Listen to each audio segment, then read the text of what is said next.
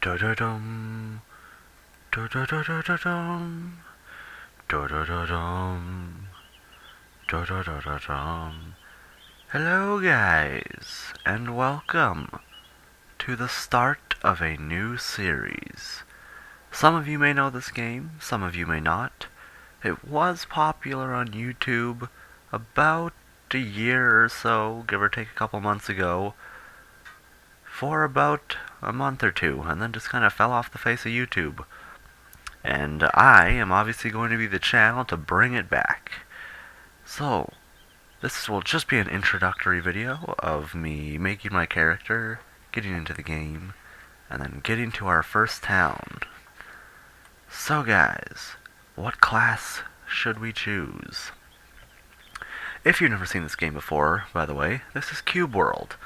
A voxel RPG game that came out somewhere around the summer of last year-ish. Not quite sure. But yeah, guys, what race should we be here? Let's start out with that. Should we be a dwarf? I'm thinking we should be a dwarf. And use a hammer. Yeah, we're gonna be a dwarf. Okay. Let's see, a warrior, a ranger, a mage, or a rogue. We're gonna be a warrior. And now, what kind of dwarf should we be? We can have a unibrow, kind of a big nose-ish, a weird derp tooth, a weird no tooth, kind of, ooh, angry dwarf. Yeah, let's be an angry dwarf. I like what he's got going on the back of his head there, a little bit of bad head. Ooh, magnificent beard. Not too many hair choices among the dwarvish people, or dwemer, depending on your preference of game. But I think we are going to go with this one, and he is going to be a ginger. And this kind of looks like Honeydew from the Ogscast. Now, what should we name him? Fantastical.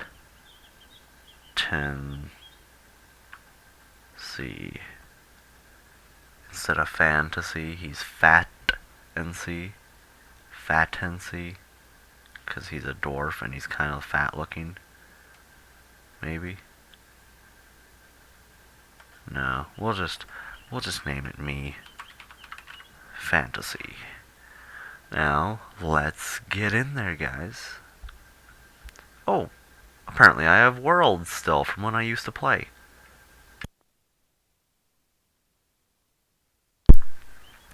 We are going to get rid of these and start up an entirely new world. Sorry if you hear the mic go quiet, guys. That's just me muting myself. Seed must be a number. 6. The name will be Ogreforth, because I am creative. This game has really pleasing sounds, like when you pick stuff up and such other things.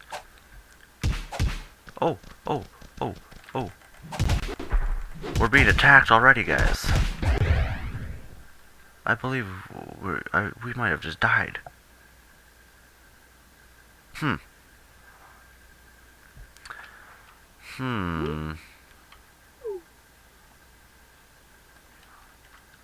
We seem to be experiencing a little bit of please wait syndrome. Hopefully this will be over soon. In the meantime, I'll just explain what's going to be going on with this series. Basically, this will be my second series that is unrelated from Minecraft. Oh my goodness! For those of you who don't know Cube World, these are very strong enemies. But, what I was saying is basically for this series, I will be hoping... This will be my second main series, other than Minecraft. My single player and multiplayer was Senseless, of course. I might even be able to get Senseless to join us in on this one. If this seems like his type of game. You never know. Maybe it is, maybe it isn't. But yeah, this will be, for right now, it'll just be me in this world, trying to become the best little hammer-using dwarf I can.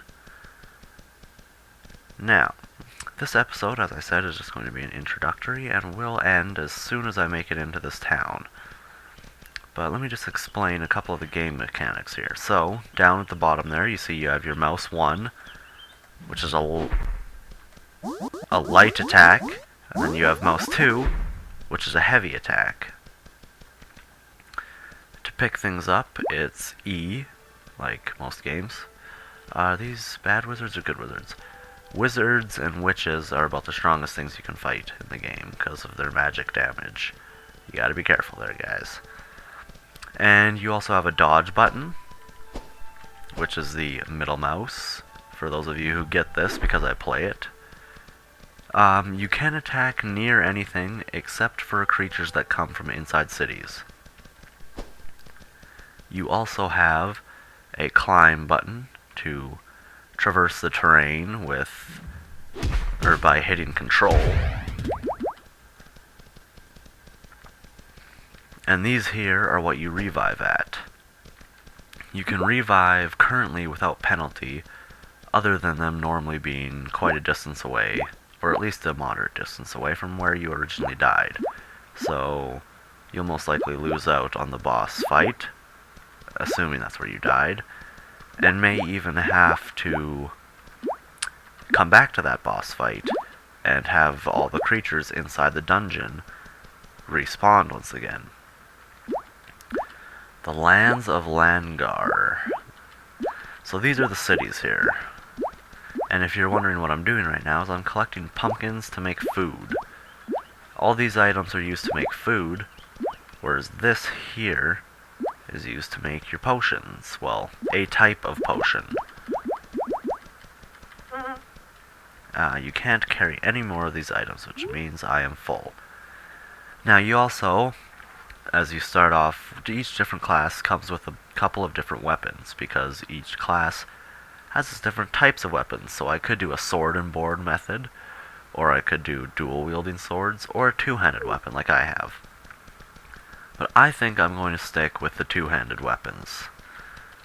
And hopefully we can find ourselves a hammer. Now if you see here, whoops, you can actually zoom in the map, and then when you go out, your map stays zoomed in. It's pretty convenient for learning your way around, even if it's new terrain. And each city is divided into different districts. You have the Adventurers District, which is your inn, which is how you reset the time from night, which gets fairly dark today. The Trade District, which is your item shop, your armor shop, and a weapon shop somewhere around here. And then you'll have like a pet district, which is where you'll be able to catch an assortment of pets. And then you have the crafting district, where you can go to craft your materials. Now, as the farther and farther away you get from this original point, the higher... Excuse me, guys, didn't catch that one. The farther and farther away you get from your starting point, the higher and higher level of the mobs, or the monsters, you will see. But, in turn, the farther and farther away you get, the better loot that cities and dungeons will drop. Or city shopkeepers will have, and dungeons will drop. Now currently I have no money whatsoever, so we are just going to sell some of this, and then use it to buy these.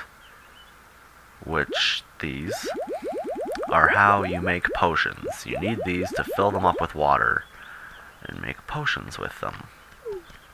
Which I already started out with some. 5 life potions. You can bring up this menu by just hitting the tab key. Now let's see what sorts of items we may have. camera angles can be a bit awkward, guys. Sorry about that. But I'm seeing an axe.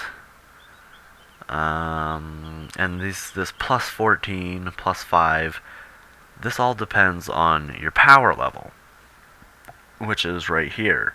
Your power level is determined by your actual level, and it goes up. So the higher level you are, the more power you have, and then the more weapons you unlock. So right now I don't have much, so we won't be buying anything today. But we should head over to the crafting district. I'll just give you guys a brief tour of that so you can see what it's like. And you find materials throughout the world, wood and plant fiber and such you find in bushes, which is for wizards, I believe. Cotton you find in cotton plants, which is to make wizard armor, I think. No, which is to make rogue armor. Silk you find from spider webs, which is used to make wizard armor. And I believe the cotton is also used for archer's armor. And then ores, like iron ore, you find scattered around the map, normally around the bases of mountains, in caves and such, which is what you use to make warrior armor. And then as you see here, you just need a bit of iron cubes, which you get from smelting iron ore over here. That's how you make that. Now this station, the customization bench, is quite unique, because what you can do is in this game you get cubes. As you see, you have 32 upgrades. Each weapon, some weapons are different, some have less, some have more, but you get cubes, whether that be wood, iron, or gems. And gems you are dropped from bosses, which are used to upgrade the elemental abilities, or the elemental damage of your weapon. But basically, 1 cube equals 1 voxel, and you can put it anywhere on this item that you see. So I could put a cube right here and have it show up, not only here, but also on my actual weapon. So not only does it increase your weapon's stats and damage, but it actually can add aesthetics. Now, that will be it for this video, guys. If you did enjoy this video, please leave a like. If you didn't enjoy this video, please leave a dislike. And if you're feeling really generous, kiss that subscribe button and become a fantastical person. Who wouldn't want to be a fantastical person? You can look like this dwarf here and talk to you. The weather is nice. It is nice. Farewell, guys. See you in the next one.